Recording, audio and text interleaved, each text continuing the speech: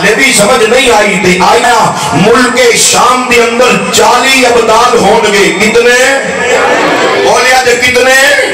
40 ابدال ہون گے میرے محبوب نے فرمایا میں سرکار دا فرمان کوٹ کیا کرنا ادب دے نال بابا جی کو دعا لین دی خاطر میرے محبوب نے فرمایا پھر توجہ کرنا ذرا ملک شام دے اندر 40 ابدال ہون گے جنہ دی وجہ تو بارش ہوئے گی جنہ دی وجہ تو ملک شام والیاں نو دشمنہ تے فتح ملے گی جنہ دی وجہ تو اللہ تعالیٰ ملک شام نو عذاب کو دور رکھے گا اگر نہیں سمجھ آئی انبیاء مخلوق دی ظاہری اور باطنی اصلاح واسطے تشریف لے ہم نے لیکن کہ نبوت دا دروازہ ہو گیا بند میرے محبوب دی آمد تو بعد کوئی نبی آ سکدا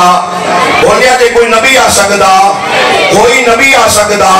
نہ کوئی انا نہ کوئی کانا نہ کوئی لولا نہ کوئی لگڑا اگر توجہ ہوئے تو چلو میں دعا لین دی خاطر قرآن پڑھ لینا فرمایا ما کان محمد ابا احد من رجالکم ولکن رسول اللہ وخاتم النبیین وکان اللہ بکل شیء علیم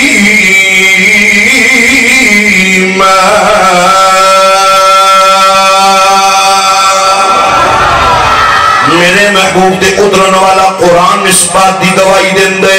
رب العالمین نے فرمایا لوگوں میں اپنے محبوب نو آخری نبی بنا کے بھیجی ہے میرے محبوب دی آمد تو بعد نبوت کا دروازہ بند ہو گیا ہے آقا علیہ السلام آئے سب تو آخر تھے لیکن میرے محبوب نے فرمایا آنا سید ولد آدم یوم القیامہ وَأَوَّلُ مَنْ يَنْشَقُّ عَنْهُ الْقَبْرُ وَأَوَّلُ شَافِعٍ وَأَوَّلُ مُشَفَّعٍ فرمایا لوگوں میں آیا سب تو باتیں پر آدم دی اولاد دا سردار بن کے آیا ہوا